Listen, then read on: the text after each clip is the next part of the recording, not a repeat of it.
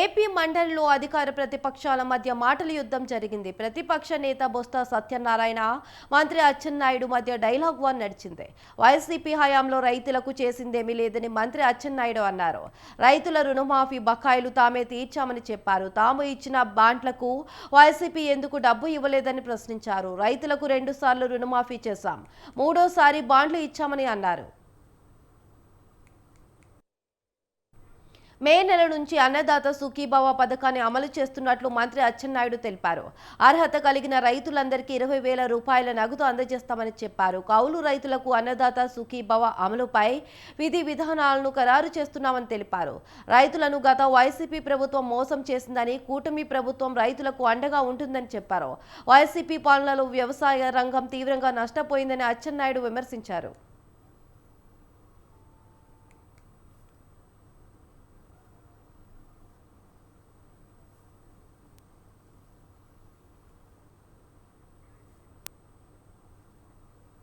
ఏం చెప్పారు? 43 లక్షల మందికి వచ్చి కేంద్ర ప్రభుత్వం ఇస్తున్న ఏదైతే కిసాన్ ఇస్తున్నారు, అది కాకుండా ఇంకో 10 లక్షల మంది ఉన్నారు.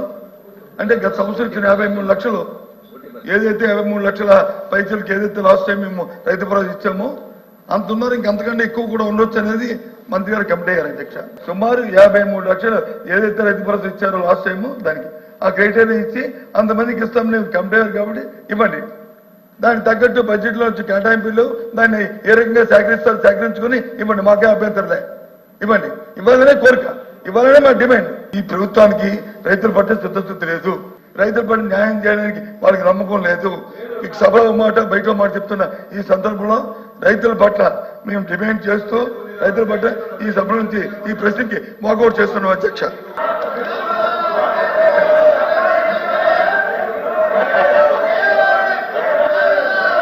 నేను చాలా స్పష్టంగా 2019 నుంచి 24 వరకు 1 సెంటు భూమైనా మీరు సాయిల్ టెస్టింగ్ చేశారని అడిగాను. అధ్యక్ష, లేదు మేము చేశామంటే అది కూడా ఆన్సర్ లేదు.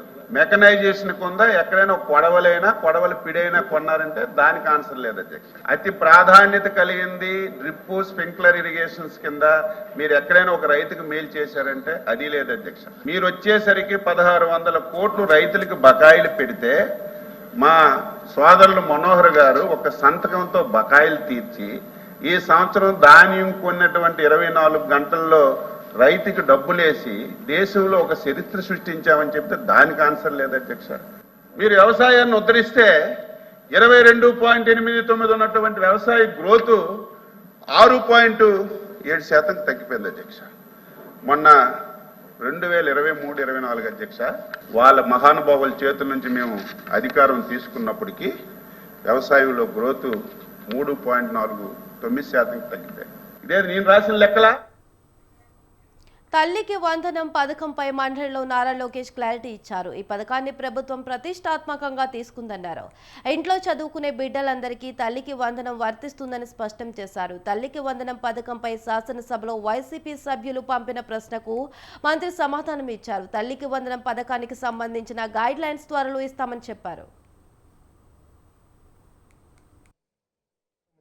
సుప్రశిక్షణ మేనిఫెస్టో రూపొందించి ప్రజల్లోకి తీసుకెళ్తాం జరిగింది. అధ్యక్ష, దాంట్లో భాగంగా ప్రధానమైంది తల్లికి వందనం. ఇది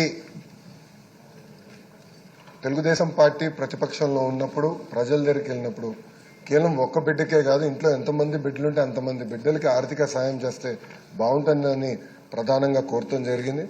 అంతేకాకుండా అధ్యక్ష, ఒకసారి మనం చూస్తే భారతదేశంలోనే రీప్లేస్మెంట్ రేట్ కన్నా అతి తక్కువ ఉన్న రాష్ట్రం తమిళనాడు అయితే, దాని తర్వాత ఆంధ్ర రాష్ట్రం. అధ్యక్ష, అందుకే పిల్లలకి అనేది ప్రోత్సహించాలి, పిల్లల చదువుకి ఆర్థిక సాయం చేయాలన్న ఆలోచనతో మన ప్రభుత్వం తల్లికి వందన కార్యక్రమం రూపొందించింది.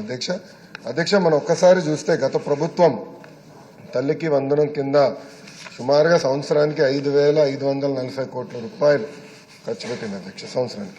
కానీ ఇప్పుడు మన ప్రభుత్వ అధ్యక్ష దాదాపు 9,407 కోట్ల రూపాయలు డబ్బులు కేటాయిస్తాం జరుగుతుంది. అధ్యక్ష, ఇది 50% ఎక్కువ. అధ్యక్ష, గత ప్రభుత్వంతో పోల్చితే 50% ఎక్కువ నిధులు మనం కేటాయిస్తాం జరుగుతుంది. అధ్యక్ష, చాలా ప్రతిష్టాత్మకంగా తీసుకున్న కార్యక్రమం ఇది. గౌరవ ముఖ్యమంత్రి గారు కూడా చాలా స్పష్టంగా చెప్పారు, మే మాసంలో తప్పనిసరిగా ఇంట్లో ఎంతమంది బిడ్డలు ఉంటే అంతమంది బిడ్డలకి 15,000 రూపాయలు మన ప్రభుత్వం అందిస్తుందని ఇక మరో మంత్రి మండిపల్లి రాంప్రసాద్ రెడ్డి సంచలన వ్యాఖ్యలు చేశారు. వైసీపీ ప్రభుత్వ హయాంలో నిర్వహించిన ఆడుదాం ఆంధ్రలో భారీ అవినీతి జరిగిందని మంత్రి ఆరోపించారు. ఈ విషయాన్ని లోతుగా పరిశీలించడానికి ఇక ఇండిపెండెంట్ కమిటీతో విచారణ వేసి 45 రోజుల్లో నివేదిక సమర్పిస్తామని తెలిపారు. ఏర్పాటైన తర్వాత ఎక్కడ చూసినా ప్రెస్ వాళ్ళు అనుకోండి, మా గౌరవ సభ్యులు కానీ ప్రతి ఒక్కరు అడిగే క్వశ్చన్ ఇదే అధ్యక్ష. ఆడుదాం ఆంధ్రాలో గత ప్రభుత్వంలో 119 కోట్లు ఖర్చు పెట్టారు. ఇది ఏ విధంగా ఖర్చు పెట్టారు, దీంట్లో అవకతవకలు జరిగినాయా లేదని అడుగుతున్నారు అధ్యక్ష. ఇప్పుడు కూడా మా గౌరవ సభ్యులు చాలా మంది దాని మీద డౌట్ వ్యక్తపరుస్తున్నారు కాబట్టి తప్పకుండా దీని మీద ఒక ఇండిపెండెంట్ ఎంక్వైరీ చేపిస్తాం అధ్యక్ష. 45 రోజుల్లోనే దీంట్లో ఎవరైతే తప్పు చేసిన అధికారులు అయితేనే ప్రజాప్రతినిధులు తప్పకుండా శిక్షిస్తాము. తప్పకుండా ఈ రిపోర్ట్ అంతా సభ దృష్టికి తీసుకొని వస్తాం అధ్యక్ష. గత 9 నెలల నుంచి మా ప్రభుత్వం ఏర్పాటైన తర్వాత ఎక్కడ చూసినా ప్రెస్ వాళ్ళు అనుకోండి, మా గౌరవ సభ్యులు కానీ ప్రతి ఒక్కరు అడిగే క్వశ్చన్ ఇదే అధ్యక్ష. ఆడుదాం ఆంధ్రాలో గత ప్రభుత్వంలో 119 కోట్లు ఖర్చు పెట్టారు.